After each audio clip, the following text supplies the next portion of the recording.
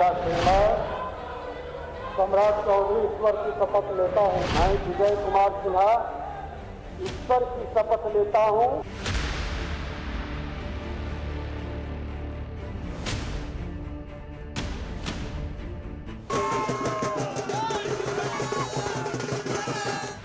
झट से इस्तीफा हुआ, फट से दावा पेश किया और झट से शपथ भी ले ली। इसी के साथ बिहार में 17 महीने पुरानी गठबंधन सरकार का अंत हो गया। बिहार में फिर से डबल इंजन की सरकार बन गई और नीतीश कुमार 9वीं बार बिहार के मुख्यमंत्री बन गए। बिहार में फिर से डबल इंजन की सरकार बनने में 17 महीने लगे। नीतीश ने 9 अगस्त 2022 को एनडीए से नाता तोड़ा था। 17 महीने तक वो बीजेपी नेताओं से दूर रहे और अब 28 जनवरी को उन्होंने फिर से बीजेपी के साथ मिलकर सरकार बना ली। मैं मुख्यमंत्री हूं और मेरे बाद 2 मुख्यमंत्री रहेंगे, एक सम्राट चौधरी जी और एक विजय कुमार सिन्हा। ये दोनों उप मुख्यमंत्री रहेंगे। बिहार में डबल इंजन की सरकार बनी तो बीजेपी कार्यकर्ता जश्न में डूब गए। शपथ ग्रहण के दौरान राजभवन में लगे मोदी मोदी के नारे। वहीं राजधानी पटना की सड़कों से लेकर चौक चौराहों पर पीएम मोदी और नीतीश कुमार को बधाई देने वाले पोस्टरों की भरमार नजर आने लगी। और अब तो एनडीए खेमा कह रहा है कि 2024 के इलेक्शन में भी क्लीन स्वीप होगा, यानी बिहार में सत्ता ही नहीं बदली, 24 का समीकरण भी बदल गया। 40 की 40 सीट लेंगे और 25 में भी पूर्ण बहुमत की सरकार बनेंगे।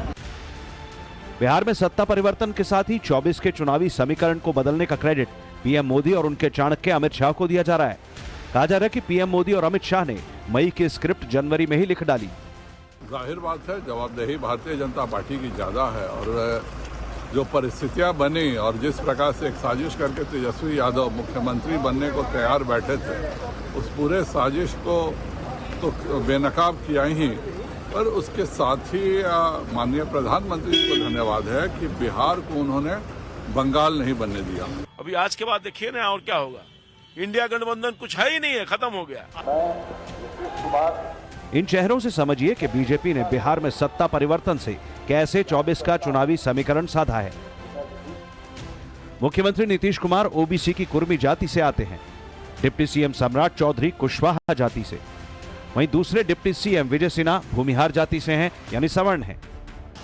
इस गठबंधन के पक्ष में खास बात यह है कि बीजेपी का वोटर बेस सवर्ण जाति, गैर यादव, अन्य पिछड़ी जातियों और अत्यंत पिछड़ा वर्ग यानी ईबीसी से है।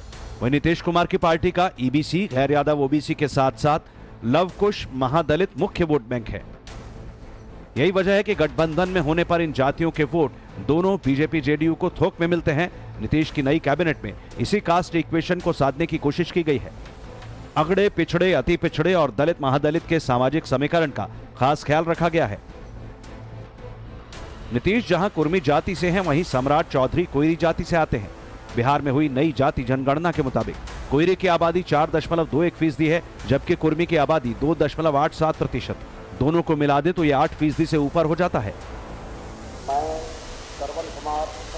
नीतीश कुमार के अलावा कुर्मी जाति से ही आने वाले जेडीयू नेता श्रवण कुमार भी नए मंत्रिमंडल में शामिल हैं।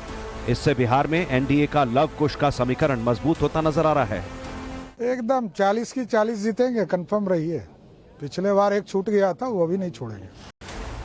हाल ही में कर्पूरी ठाकुर जैसे ईबीसी के नेता को भारत रत्न देकर पीएम मोदी ने ईबीसी को लुभाने का जो मास्टर स्ट्रोक चला, वह बीजेपी और नीतीश के साथ आने से और भी कारगर हुआ। अब दोनों नेताओं के मिलने से 36% ईबीसी वोट बैंक पर एनडीए की पकड़ मजबूत हुई है। यादव वोट बैंक को देखते हुए यादव कोटे से विजेंद्र यादव को भी बिहार कैबिनेट में जगह दी है।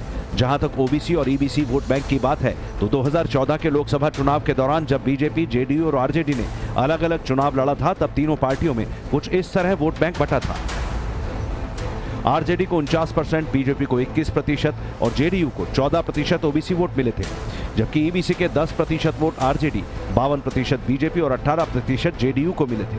लेकिन 2019 में जब जेडीयू ने बीजेपी के साथ गठबंधन किया, तब वो 42% ओबीसी और 75% ईबीसी वोट जुटाने में कामयाब रही, जबकि आरजेडी गठबंधन 41% ओबीसी और 14% ईबीसी वोट पाने में ही कामयाब रहा था।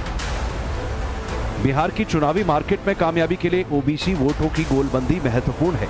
यानी बिहार में सत्ता परिवर्तन से बीजेपी ने 24 के चुनाव को भी सेट कर लिया है। नीतीश 9वीं बार सीएम बने और मोदी तीसरी बार प्रधानमंत्री बनेंगे। वैसे नीतीश कुमार की अकेले में कोई बहुत बड़ी राजनीतिक ताकत नहीं रह गई है, लेकिन जब वो किसी के साथ हो जाते हैं तो उस गठबंधन की ताकत कई गुना बढ़ जाती है। वहीं दलित समाज के वोटरों को साधने के लिए एनडीए ने भीम दांव चला है। एचएएम नेता और जीतन राम मांझी के बेटे संतोष सुमन को भी नीतीश कुमार की कैबिनेट में शामिल किया गया है। बिहार में लगभग 19.65% दलित हैं। राज्य के हर लोकसभा निर्वाचन क्षेत्र में कम से कम 40 से 50 हजार दलित मतदाता हैं जो जीत हार में निर्णायक भूमिका निभाते हैं। बिहार की 13 लोकसभा सीटों पर दलित वोटर्स 3 लाख से ज्यादा है। दलितों में सर्वाधिक संख्या रविदास, मुसहर और पासवान जाति की है।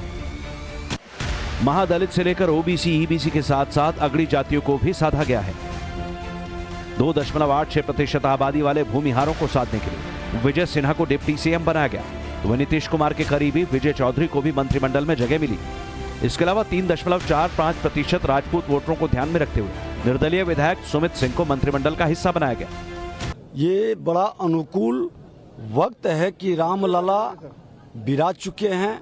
राम राज की ओर हम लोगों को आगे बढ़ना है और बिहार के अंदर जो माहौल बना था उस माहौल को परिवर्तित कर करके सुशासन का एक फिर से बेहतर माहौल हम लोग सामूहिक रूप से मिलकर के खड़ा करेंगे।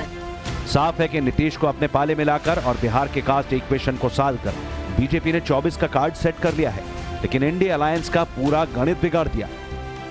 कि इंडिया अलायंस जो ये अलायंस था वो कॉन्सेप्ट वाइज भी और धरती पर उतरने से पहले ही यह बिफर गया है और बिखर गया है।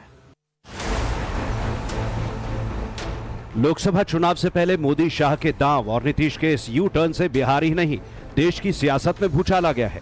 पश्चिम बंगाल और पंजाब में पहले से ही इंडिया अलायंस में फूट पड़ गई है, लिहाजा बीजेपी विरोधी पार्टियां बौखलाई हुई हैं और नीतीश पर आक्रामक है। नीतीश कुमार के पलटी मारने से नाराज लालू की बेटी रोहिणी आचार्य ने उनकी तुलना कूड़े से कर दी। शिवसेना नेता प्रियंका चतुर्वेदी ने नीतीश को पलटूराम बताया। कांग्रेस अध्यक्ष मल्लिकार्जुन खड़गे ने नीतीश को आयाराम गयाराम के विशेषण से नवाजा। वहीं कांग्रेस नेता जयराम रमेश ने नीतीश को विश्वासघात का विशेषण बताते हुए कहा कि रंग बदलने में नीतीश और गिरगिट में कोई अंतर नहीं। लेकिन जेडीयू नीतीश के पाला बदलने के लिए आरजेडी से ज्यादा कांग्रेस को जिम्मेदार ठहरा रही है। इन आरोपों के साथ कि कांग्रेस का कॉकस इंडिया अलायंस के नेतृत्व को हड़पना चाहता था। सियासी अछूत हो चुकी कांग्रेस को नीतीश ने क्षेत्रीय दलों में एक्सेप्टेंस दिलवाई, लेकिन कांग्रेस ने पर्दे के पीछे नीतीश के साथ ही साजिश कर दी। इसीलिए नीतीश का गठबंधन से मोहभंग हो गया। आरजेडी से स्थानीय स्तर पर कुछ मामलों को लेकर के दिक्कत रही, लेकिन गठबंधन जो टूट रहा है वो कांग्रेस पार्टी की हठ धर्मिता की वजह से टूट रहा है। दरअसल कांग्रेस का एक कॉकस इंडिया गठबंधन के नेतृत्व को हड़पना चाहता था, पर वो बार बार अपना राजनीतिक रंग बदलते रहते हैं और राजनीतिक रंग बदलने में वो गिरगिटों का अच्छा मुकाबला देते हैं, वो कड़ी टक्कर देते हैं गिरगिटों का। 2024 का लोकसभा चुनाव बिल्कुल नजदीक है। जिस इंडिया अलायंस ने मोदी को हराने की ठानी है वो इसलिए भी बौखलाया हुआ है क्योंकि बिहार में हुआ ये सियासी खेला सिर्फ एक राज्य तक सीमित नहीं रहने वाला। बिहार की सियासी पलटी का इंडी गठबंधन पर क्या असर पड़ने वाला है वो भी देख लीजिए। पहला असर, परसेप्शन बैटल में हार। राजनीति में परसेप्शन मायने रखती है। अब इस रेस में इंडी गठबंधन पिछड़ता दिख रहा है। पहले पश्चिम बंगाल में ममता बनर्जी ने अकेले चुनाव लड़ने का फैसला किया। इसके बाद पंजाब में सीएम मान ने अपना ऐलान कर दिया।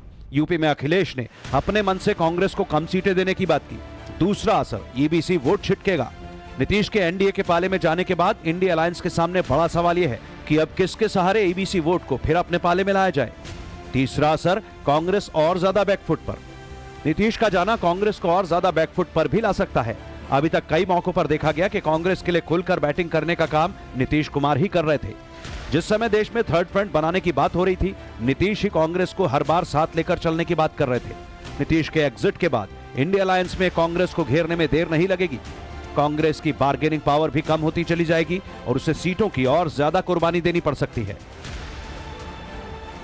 इसीलिए नीतीश कुमार के यू टर्न को इंडी ब्लॉक के लिए सबसे बड़ा झटका माना जा रहा है और बीजेपी के लिए बड़ा गेम चेंजर।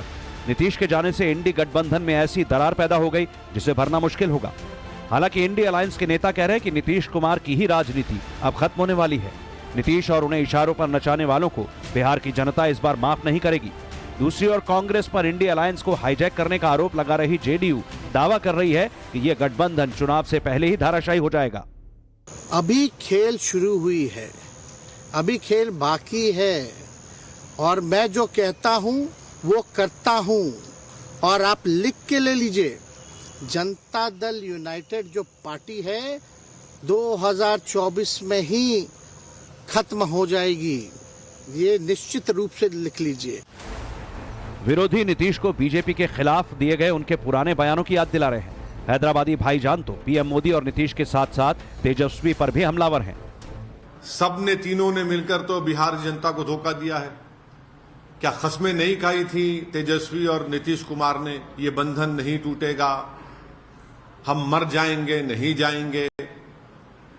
हाँ, आपने क्या, तेजस्वी यादव ने नहीं कहा था कि हम पूरा स्वीप कर देंगे बिहार में, 40 के 40 सीट जीत जाएंगे, बीजेपी को हरा देंगे।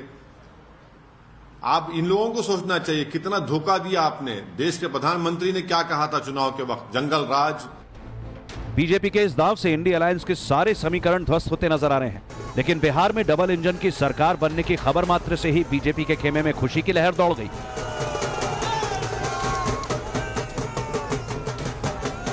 इस खुशी को बीजेपी के नेता अपने अपने शब्दों में बयां कर रहे हैं। केंद्रीय मंत्री और बीजेपी के फायर ब्रांड नेता गिरिराज सिंह ने कहा कि 1.5 साल से बिहार में जंगल राज 2 की स्थिति आ गई थी, अब जाकर मुक्ति मिली है। हरियाणा के गृह मंत्री अनिल विज ने कहा कि बिहार में नीतीश कुमार के एनडीए में आ जाने से नए गठबंधन इंडी की बन गई भिंडी, अब इसको जो चाहे तलकर खा जाए। मुझे डर लग रहा था, जिस तरह से प्रेशर पड़ रहा था लालू यादव का नीतीश कुमार जी के ऊपर तेजस्वी को ताजपोशी के लिए, तो फिर बिहार दोबारा जंगल राज में आ जाता, इससे मुक्ति मिली। अब भारतीय जनता पार्टी जंगल राज नहीं आने देगा, लालू जी की ताजपोशी नहीं होने देगा। फिलहाल बिहार में बीजेपी और जेडीयू दोनों ही पार्टियां विन विन सिचुएशन में हैं। 2024 के चुनाव में बीजेपी की न सिर्फ बिहार में क्लीन स्वीप की उम्मीद बढ़ी है, बल्कि 400 सीटों के टारगेट को हासिल करने के हौसले को भी पंख लगे हैं। Bureau report, times now Bharat.